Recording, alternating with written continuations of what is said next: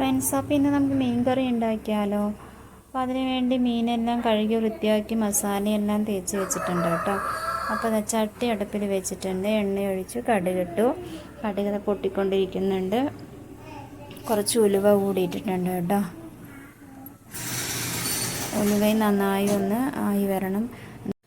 ചതച്ച് വെച്ച ചെറിയ ഉള്ളി കൂടി എണ്ണയിലോട്ടിട്ടു കേട്ടോ.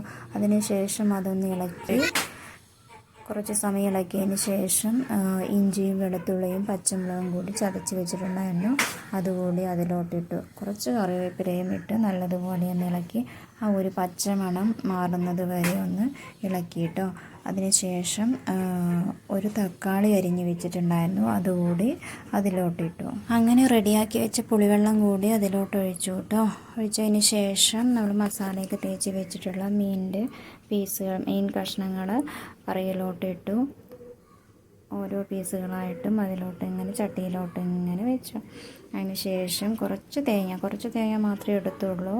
അപ്പോൾ അരച്ച് വെച്ച ആ തേങ്ങ കൂടി അതിലോട്ട് ഒഴിച്ചു നല്ലതുപോലെ തിളപ്പിച്ചതിന് ശേഷം കുറുകി വന്നതിന് ശേഷം കറിയൊക്കെ ഇറക്കി വെച്ചു. ബായ്. ഇന്നത്തെ വീഡിയോ ഇത്രയേ ഉള്ളൂ. ഇഷ്ടമായ ലൈക്ക് ചെയ്യാനും കമൻറ്റ് ചെയ്യാനും മറക്കല്ലേ. ബായ്.